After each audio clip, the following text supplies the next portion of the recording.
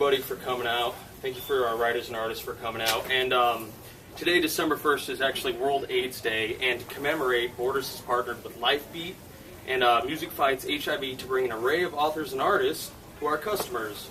I'm reading this word for word, guys. All across the country today, authors, artists, publishers, and labels have offered their time to help us raise money for Lifebeat. Today, Borders will be donating a portion of our proceeds directly to Lifebeat and HIV organizations in our community. Alright, so most of these guys you probably already know. We're going to start right here, though. This is Steve Lieber, and as I introduce them, if you just want to go over a little bit of what you worked on. Sure. I've drawn a few comics for just about every publisher out there. Nothing anybody in this room has read. I'm best known for a book called Whiteout, which was made into a movie a couple of years ago. That's the book. I'd read the book. But the movie's on cable every 5 seconds. It's on 24 hours a day. Why don't have cable? My most recent project is a book called Underground, which the man at the end there. I did not have it. It's here. Yeah, Parker wrote that, I drew it, and some guy on the internet gave it away. And I've done stuff for Marvel, like Civil War Frontline, the tie-in, and but under duress. Under duress. They put a gun to my head, and I had no choice. They said choose sides, so I did. And lots of other stuff, which I'll be happy to doodle for you later on. Next up. I'm Brian Bendis. I wrote the screenplays to Chinatown, Marathon Man, Princess Bride. That's good stuff. Nobody knows that. And I write the Avengers books. For Marvel, I write Ultimate Spider-Man, which just hit its 150th issue last week. Oh, stop. And I'm currently doing all that and working on the Portland-based Scarlet comic through Icon, Powers, and the Ultimate Spider-Man cartoon, and the Powers TV show, which will debut somewhere in our lifetime. And we'll have a lot more zombies in it than it had last show.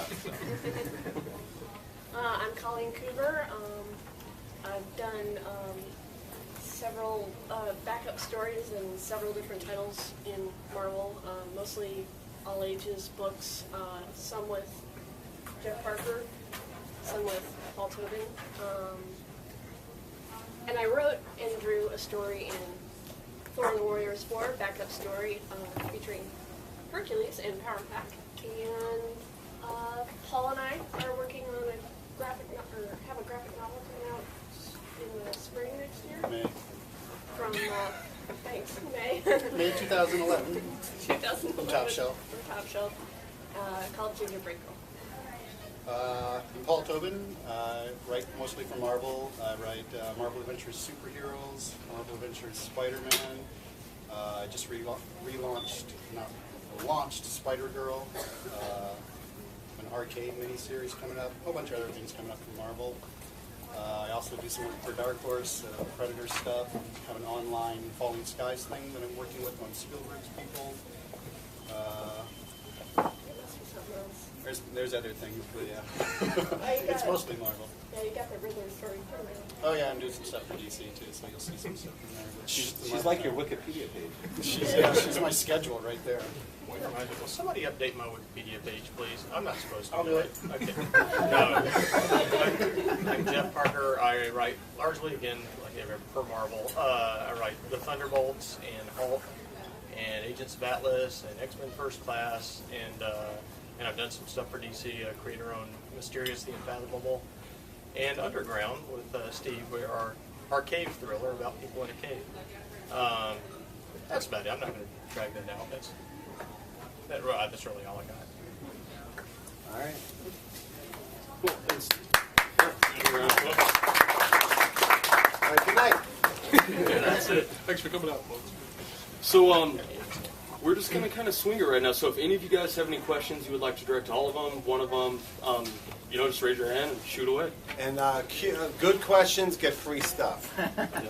And I'm Ryan's the judge. teaching a class at PSU next semester, and there's still time. Oh, sorry. It's more. It was supposed to be instructor approval, and it wasn't. And then it got filled up. And then meanwhile, the students who may have needed to be in the class did not make the cut, and now there's 75 people in line. So I'm going to not plug that right So it's been a little. Remember back in college? Remember the bureaucratic nightmare? Yeah. That's why you're supposed to sleep in the hall. You shouldn't have been waiting around until tonight. Exactly. So I have no idea what I'm walking into, and you guys do when you come guest lecture. But anyway. This is a question for anybody, actually. Do you see Marvel and DC, well, I guess Marvel maybe for you guys, but doing more of these huge storylines like Siege and Secret Invasion, all that kind of stuff? Or because it seems like every year there's something big and there's tie-ins and all that, which is great, but maybe getting back to Spider-Man's about Spider-Man, Avengers is about Avengers. Well, having been the most guilty of the group of some of those things you're talking about, there's a plus and minus to it, and what's funny is when Marvel does like the big event, they don't stop making the self-contained family books. In fact, I think Marvel particularly is very good at keeping all the eggs in the basket at all times. They don't want to cut off any of the readership. They want to have excitable people and the very focused reader. They want all of them and try to commit as much. Try to have as many different products out as they possibly can. Now, what the event books do is that there's a big portion of the readership that wants that and have voted for it time and time again, not only from Marvel and DC, but from other companies as well.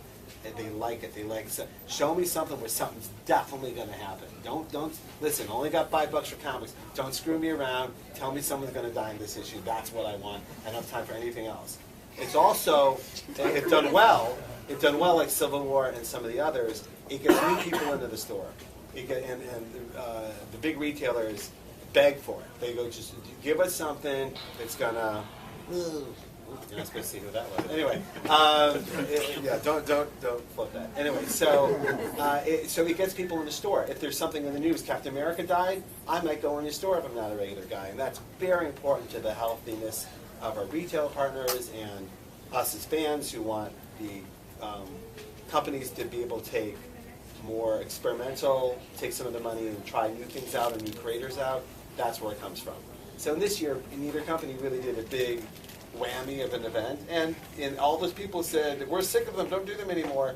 Said, where are they? We need one. And it almost like, and it's funny because Joe said, we'll take the year off. Watch how quickly the same 5 people that were screaming at us online for doing too many of them, going, we need one now. So you're going to see them, but at least I can only speak for Marvel, they're never done just to rile everybody up or sell some stuff. If someone comes to the table and they got a whopper, Marvel gets excited. And then they go, ooh, yeah, we can sell that. But it's story first all the time. Every single time since House of M up. I can't speak for Secret Wars 2. I wasn't there for that. But this generation, it's always been about story in the middle. Every single one, including what's happening next year, including, we're doing Death of Spider-Man, which is on the cover previews. These were all story first, marketing nightmare later. So. I do think that now Marvel especially has a lot more diversity than they have in the past. They've got a lot of good all ages titles that are all ages, not just kids books or whatever.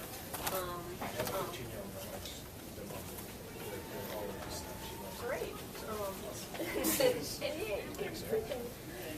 So I do think, and they do more of the self-contained miniseries and. Maybe you have to dig them out a little bit more, but I'll tell you, the lessons keep getting learned, though. Like, we, as fans, before we're writers, hate the crappy tie-in. Oh, we hate the crappy tie-in. I remember buying them, never liked it, I've never written one in my life.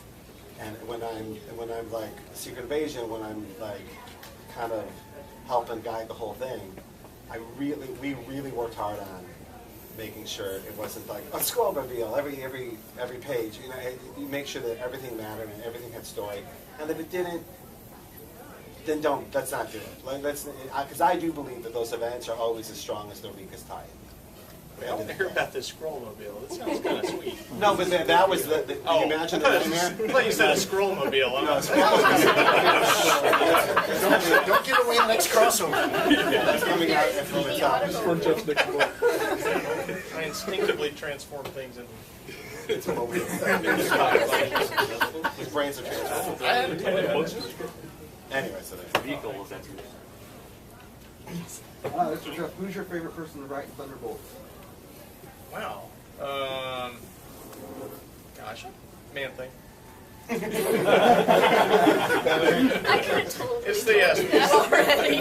it's the dialect, the accent, the inflection. That's what I like about it. No, I really love writing characters that you only can understand from their actions and not from what they say.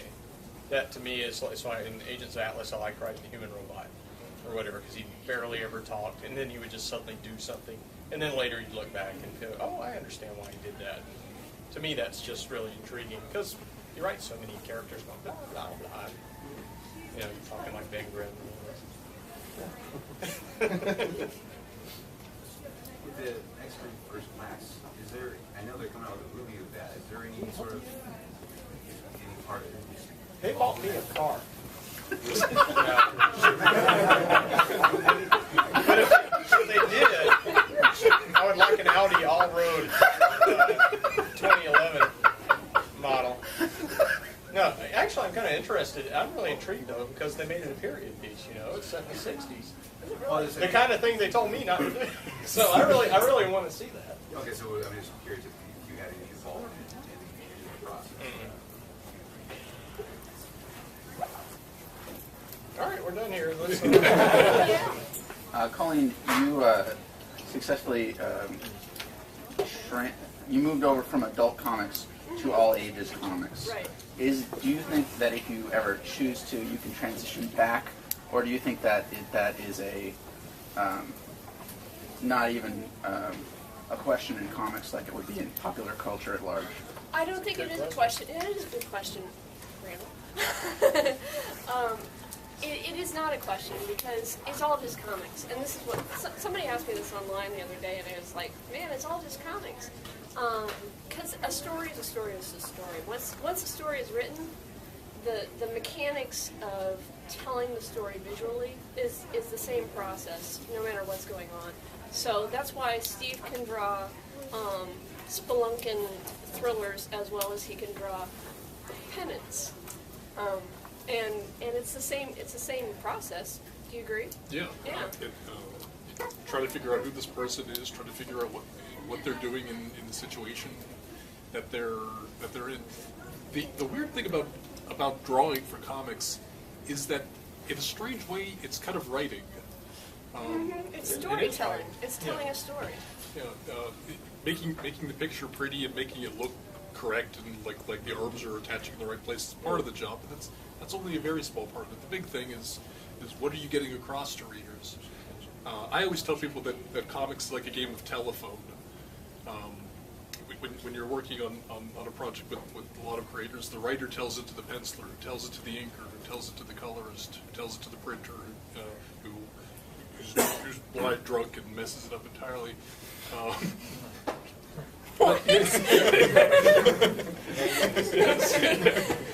Some past trauma there. No, sorry, there's a printer in Texas too. We're talking about him. But everybody on the whole assembly line, everybody who's part of the creative team, is there telling the story. Ideally, you want everybody on the same page. You want everybody with the same understanding of what's going on, and everybody has the same goal. Make them laugh at this part, make them shudder at this part, make them wonder what's going on at this part. You do that, you've got great storytelling. And to answer the other part of your question, can I go back? Well, I kind of did because Gingerbread Girl, that's coming out next year, is more of an adult contemporary story. It's not like anything I've ever done before. So it's not like the Happy Talking Monkeys from Banana Sunday, and it's not like the Marvel Superhero stuff, and it's not like Small Fables